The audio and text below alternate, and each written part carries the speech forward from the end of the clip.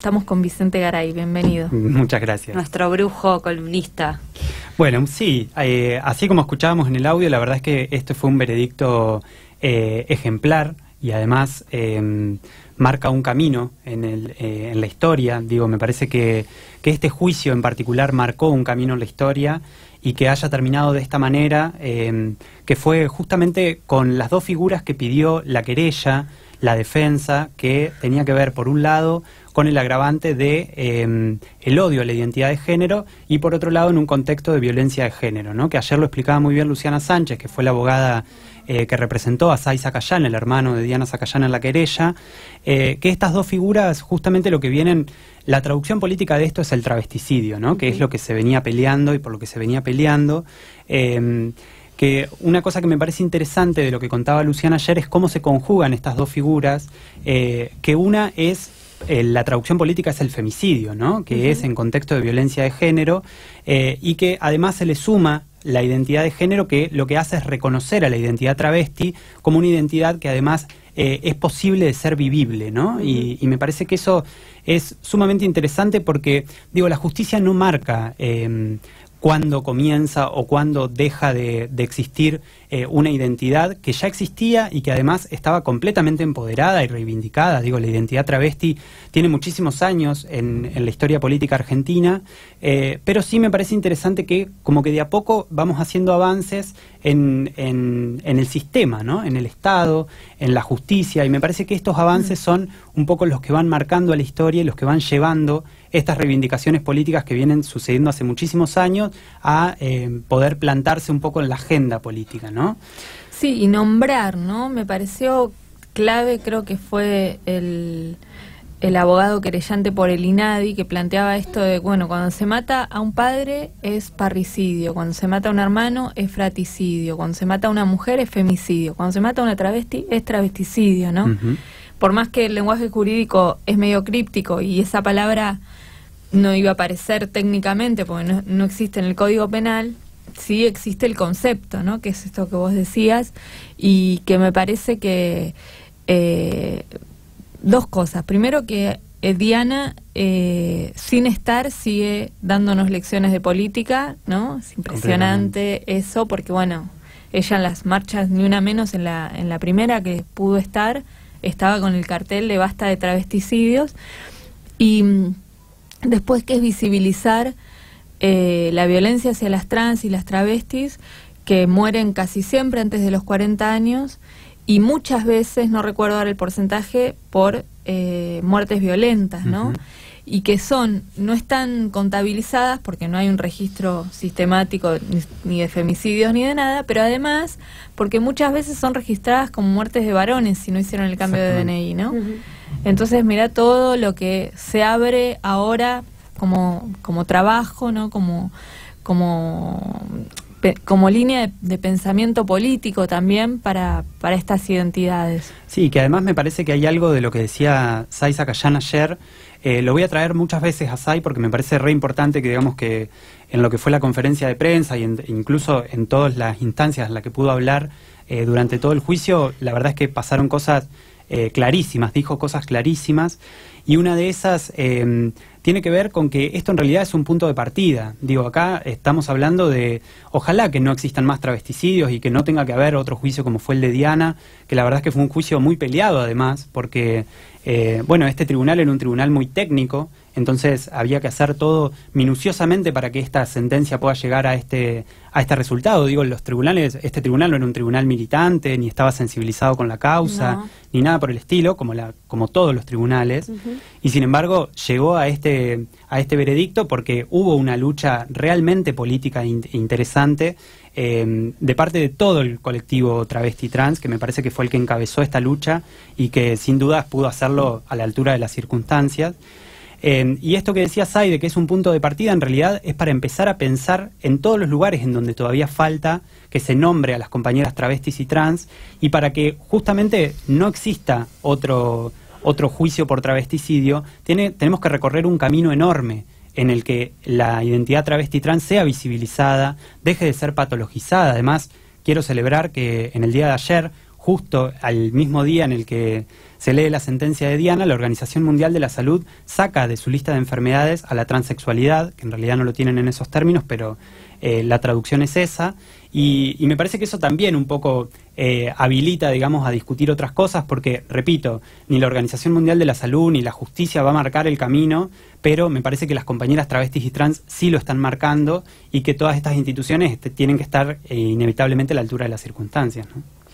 Pensaba recién que, bueno, que un poco lo que veníamos hablando de toda este millón de mujeres y de distintos géneros que estuvimos el otro día ahí en el Congreso, y que también hay mucha gente nueva que se sumó hace poquito. Entonces pensaba hacer un repaso de lo que fue Diana Zacayán, ¿no?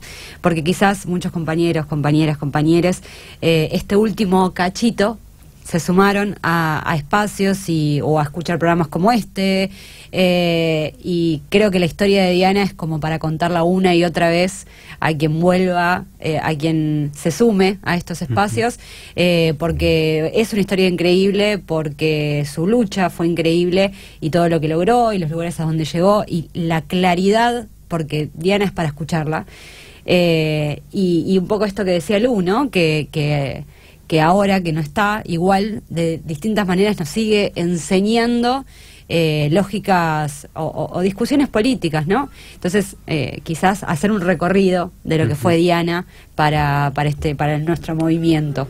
Sí, a mí me gustaría decir, así como dice Lucía, que Diana, si bien no está físicamente, sigue estando.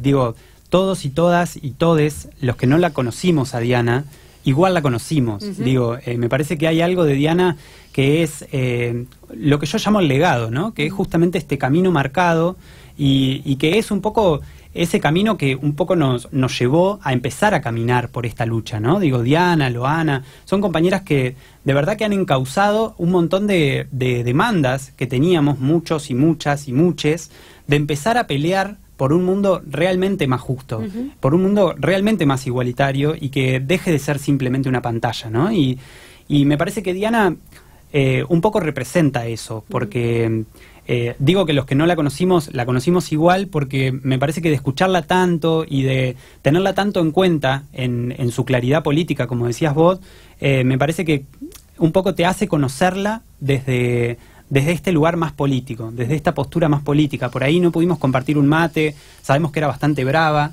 y también sabemos que te tenía un poco cortito y cortita, pero me parece que esas cosas son un poco las que fueron marcando la personalidad de Diana, que es la verdad lo que nos perdimos lamentablemente, muchos y muchas, pero esta claridad política y este concepto el concepto travesti y la militancia del colectivo travesti trans es un legado que la verdad es que no se puede desconocer. Nadie lo puede desconocer, digamos, los que no la querían, los que sí la querían, los que la conocieron, los que no la conocieron.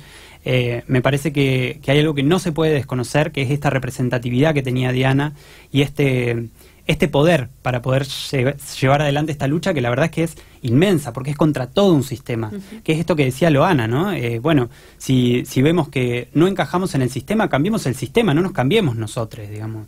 Y me parece que Diana un poco fue un reflejo de eso, no solamente por su identidad travesti, sino por su identidad originaria, por su identidad sudaca, por su identidad conurbana, y me parece que eso también es muy importante, ¿no? Sí, Diana era militante del Partido Comunista, ¿no? Y era abolicionista. Yo tengo la obligación de decir estas cosas porque yo la conocí mucho, la conocí cuando empezó a estudiar en la Universidad de las Madres, la carrera de Educación Popular, que era la única universidad a la que las travestis podían ingresar con sus nombres autopercibidos. Y cuando la despedimos en el Centro Boliviano de La Ferrer, se la despidió con toda la pompa, no sé cuál es la palabra correcta, con la que se despide a un militante revolucionario del Partido Comunista, con la Guardia de Honor. Y bueno, para mí fue muy impactante porque yo lo sabía, pero no lo tenía tan presente, ¿no? Y entre las palabras que se dijeron en la despedida, me quedó como muy resonando esto, que era un cuadro revolucionario, ¿no? Y que decir eso, es decir, parece decir poco, pero es decir todo, ¿no? Y ahí empecé como a repasar esta lucha de ella por la ley de cupo laboral trans, que en los últimos tiempos de su vida era su obsesión. O sea, mis últimas comunicaciones con ella fueron que me llamaba para pedirme que consiga gente que se saque fotos con el cartelito de ley de cupo laboral trans. Que lleva su nombre. Que lleva su nombre. En la provincia de Buenos Aires. Con firmeza, como decía Vicente, pero era muy dulce, Diana. El tono en el que te hablaba era toda muy suavecita, insistente, pero muy amorosa, muy suavecita. Yo al menos tengo ese registro de ella. Se enojaba, pero si te quería, te quería, ¿no? No te iba, o sea, claro, no te iba a castigar. Y bueno, yo creo que ahí había una tríada que eran Loana, Diana y Marlene, que justo las tres fueron estudiantes de la Universidad de las Madres. Loana fue estudiante de periodismo, que fue mi alumna, y Marlene estudiaba psicología social, que a su modo fueran como construyendo, ¿no? Este camino de... Bueno, Loana se cargó al hombro la ley de identidad de género, Diana se cargó la ley de cupo laboral trans, y Marlene se cargó la pelea por el reconocimiento por parte del Estado de la reparación histórica. Las reparaciones históricas, ¿no? De todo digamos, las exclusiones que padeció la comunidad trans y travesti, que eso de algún modo fuera reconocido en términos económicos. Y creo que eso fue un plan de las tres, o sea, las chicas superpoderosas dijeron, bueno, vos agarrá esto, yo esto, vos esto, y vamos para adelante, ¿no? Y bueno, nada, yo tuve el privilegio de estar muy cerca y de verlas en acción y de verlas conquistar el derecho a la identidad, ¿no? Porque, bueno, ellas siempre la tuvieron clara, pero bueno, ahí primero las madres habilitando el uso, después, bueno, avanzando con la ley, y bueno, eso, me parece que hay que ponerlas en su dimensión, en todo lo que fueron también, porque no me parece menor, digo, podemos tener 1000 cuestionamientos con el Partido Comunista, pero no me parece menor que haya sido un espacio político que se permitió incluirlas y darles la dimensión que se les dio, ¿no? Por supuesto que ellas hicieron su parte, ¿no? Pero bueno, sí, les abrieron las puertas y me parece que es valioso. Cuando hay que ser críticos somos críticos, cuando hay que reconocer, reconocemos. Sí, totalmente, y además creo que ese orgullo, digo, que llevaban tanto Loana como Diana del Partido Comunista, si bien Diana después, bueno, siguiendo un poquito con la historia, se abre y forma el Movimiento Antidiscriminatorio de Liberación, que además era un movimiento piquetero, y esto para mí es increíble de Diana, porque vuelvo a esto de la Diana conurbana, de la Diana Laferrere, claro, de Laferrere, que realmente se atrincheraba con los movimientos piqueteros, no solamente para pelear por la identidad de género, se atrincheraba en los 90 para pelear por un plato de comida. Y esto también me parece que habla un poco de, no solo de la calidad militante de Diana o de la calidad política que tenía Diana, que era impresionante, sino de la calidad humana, ¿no? Y me parece que esta cuestión de la empatía, no solamente con la propia lucha, sino con las luchas que la rodeaban, o un poco que eran las luchas satélites que tenía, me parece que también la nombra de pies y cabezas, porque creo que básicamente eso era Diana, una persona empática que tenía la capacidad de pelear por todas las luchas, ¿no? Y por una sociedad en la que todos, todas y todes nos podamos sentir parte y nos podamos sentir incluidos, incluidas e incluides, ¿no? Pensaba en el momento del otro día de la aprobación de esta medida de sanción en la Cámara de Diputados, y que vi la cara de sorpresa de mucha gente, de varones y de mujeres, frente a nuestro, como decía Lu recién, nuestro llanto desconsolado, porque para mí, y les pregunto a ver qué piensan, también hay una mezcla muy grande entre la emoción de algo que se está concretando y que implica una lucha muy grande de mucho tiempo, de muchos años, de muchas compañeras, pero también esa angustia de un montón de compañeras como Diana, que no están para verlo. Y me parece que también un poco en ese llanto, también está ese llanto de emoción, pero también de que no estén acá, de extrañar, inclusive, yo tampoco la conocí, digo, inclusive de personajes como Diana, que no las conocimos personalmente y sin embargo las lloramos, porque nos hacen falta también, y porque también hizo falta ese abrazo, el de Diana y de un montón de otras compañeras y compañeros que no llegaron hasta acá, ¿no? Esa sensación. Sí, y a mí me parece que un poco en la conferencia de prensa que dieron en el Hotel Bauen, Saiza Cayán, Darío Arias y Luciana Sánchez, un poco hablaban de esto porque, digo, había como una responsabilidad política de llevar adelante este juicio con todo el dolor que era tener que sentarse en el juzgado, en tribunales, a explicarle a los jueces quién era Diana, qué hacía Diana, qué era la identidad travesti. Digo, un montón de cosas que los jueces no sabían, que no estaban sensibilizados y que, sin embargo, todo el colectivo travesti trans se encargó de que lo sepan. Y se encargó no solamente con la querella y con la defensa, que tuvo un rol fundamental, sino que también se encargó en todas las audiencias, estando en la puerta, haciendo ruido, mostrando esa furia travesti que tanto reivindicaban Loana y Diana, porque me parece que es básicamente lo que constituye a todo un colectivo que tiene la fuerza y la potencia de ir contra el patriarcado, que no las reconoce ni siquiera en su identidad, digamos, y me parece que eso también las nombra no solamente a Diana, sino a todas estas compañeras travestis y trans que no pudieron vivir esta sentencia, y ni hablar de las que no pudieron vivir la ley de identidad de género, ni hablar de las que no pudieron vivir la ley de cupo laboral trans, ni hablar las que no pueden pelear por la reparación histórica, y bueno, y digamos que la expectativa de vida de 37 años tiene que ser peleada, o sea, tiene que ser combatida para que nuestras compañeras puedan vivir en mundos más vivibles, ¿no? Sí, absolutamente, ¿no?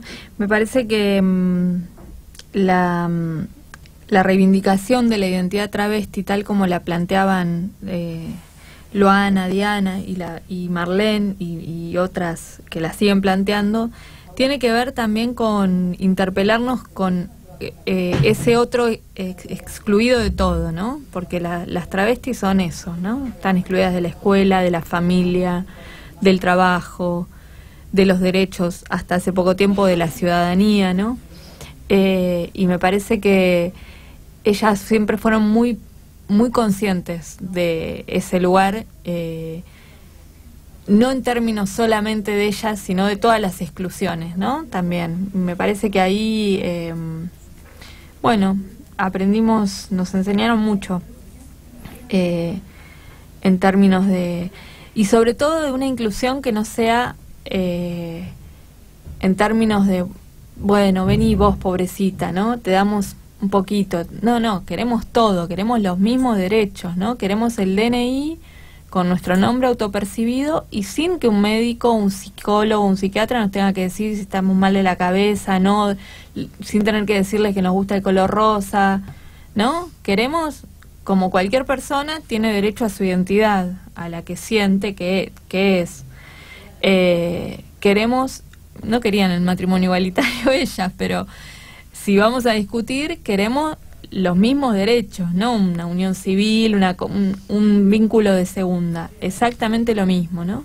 Sí, completamente. Y me parece que en esa construcción del para todos, todo, para todas, para todes, todo, también nos engrandecieron políticamente a quienes por ahí teníamos otros recorridos y pudimos como ir ampliando esa mirada y ir pensando en todos esos otros sujetos que aún siendo progres y militantes de los derechos humanos y un montón de cosas, igual estábamos dejando afuera, ¿no? Totalmente. Y para mí también hay otra característica re importante de este colectivo que no quiero decir que es el único, pero sí me parece que hay algo muy interesante de ver, que es esta no le voy a decir sororidad, pero esta como empatía absoluta en el sentir de la identidad travesti, en haber vivido las mismas exclusiones, el haber vivido la exclusión de la casa, el haber vivido la exclusión de los sistemas de salud, el no haber podido acceder a la escuela. Son cosas que lamentablemente la mayoría de ellas comparten, y que eso las hermana en una lucha que es muchísimo más grande que toda esa exclusión que vivieron, que es esta lucha, así como decía Lu, me parece que es esta lucha por estar convencidas del lugar en donde están paradas, digamos, y me parece que eso es sumamente reivindicable, porque digo, a más de uno o a más de una nos pasa que muchas veces nos ponen una traba y nos vamos para atrás o nos ponemos el freno automáticamente, y me parece que si estas compañeras no hubieran ido con todo y por todo, realmente ni siquiera hubieran podido acceder a su DNI. Me acuerdo de la foto en donde están Loana, Marlene y Diana, cada una con una letra del DNI, peleando por la ley de identidad de género, las tres solas en todo el Congreso, que era enorme, y la verdad es que me parece que incluso el Congreso les quedaba chico, ¿no? Porque, digo, después de esta hermandad entre las compañeras travestis y trans, me parece que también viene el empoderamiento, ¿no? Que no es solo acompáñame, yo te guío, sino acompáñame y ponete a mi lado, ¿no? Y me parece que eso lo pudimos ver con muchísimas compañeras que hoy por hoy estuvieron en esta sentencia y que estuvieron encabezando este juicio desde esta furia traba que nombraba, ¿no? De poder estar en la calle y decir, hay que salir a la calle por Diana y organizar a toda la comunidad para que realmente eso explote y pueda hacer un ruido para que la justicia dimensione quién era Diana, porque me parece que en palabras no se puede decir. Sí, para que la justicia dimensione que un crimen de una persona travesti es un crimen de una persona, ¿no? Y es todavía más grave porque es un crimen de odio y es un crimen con violencia de género. Lo digo porque la demanda, con este cartelito que andaba Diana en la marcha del Ni Una Menos, basta de travesticidios, tenía que ver también con esto, con poner en agenda esas vidas travestis que acaban fatalmente por la violencia y que no queda registro, a veces ni siquiera en la crónica policial, mucho menos en la justicia, ¿no? Digo, me parece que ahí hay todo un legado para trabajar para que no haya que trabajarlo más, ¿no? Para que no haya que usar el concepto de travesticidio. Pero para empezar tenemos que poder dimensionar esas muertes terribles. Hay una cosa muy violenta y muy selectiva en los medios de comunicación cuando uno se pone a observar cómo se cuentan las muertes, ¿no? Cómo se narran las muertes. Y esas muertes ni siquiera se narran, no existen, ¿no? A veces solamente, ni siquiera, digo, con lo terrible que son los femicidios, esto de la bolsa, ¿no? Las mujeres que han aparecido en bolsas, pero al menos hay un relato desde el horror de eso a llevarnos a pensar en lo que significa. De los travesticidios ni siquiera sabemos, ¿no? Claro. Y en general son con muchísima hazaña, con muchísima violencia, cuerpos destrozados. Bueno, es hora de que nos hagamos cargo de que esta sociedad también produce esos crímenes, ¿no? Y también hay una cosa que, digo, de este juicio en particular, que me parece importante decirlo porque no nos podemos quedar descansando después de este juicio. A ver, Gabriel David Marino fue acusado, sentenciado como coautor de un hecho, pero no como autor directo. Es decir, que hay una persona más que todavía no está identificada, que estuvo ahí adentro, que se sabe que hubo más de una persona, y que tenemos que seguir peleando por la justicia por Diana. Si bien esto es un avance enorme, y por supuesto que se hizo justicia, porque David Marino va a cumplir cadena perpetua por haber asesinado a Diana, no nos podemos quedar de brazos cruzados, no solamente por encontrar a este otro autor del homicidio, sino por encontrar a los autores de los homicidios de las que ya no están. A mí me parece que eso también es muy importante porque el juicio de Diana nos va a marcar una punta para que empecemos a investigar todos estos juicios y esperemos que no haya otros que sigan, ¿no? Pero todos los que pasaron, me parece que es importante que por lo menos empecemos a nombrarlos y que empecemos a tenerlos en cuenta para para justamente esto, ¿no? Porque lo que no se nombra no existe. Y me parece que nombrar también es reivindicar políticamente a todo un colectivo que ha sido excluido por toda la sociedad, ¿no?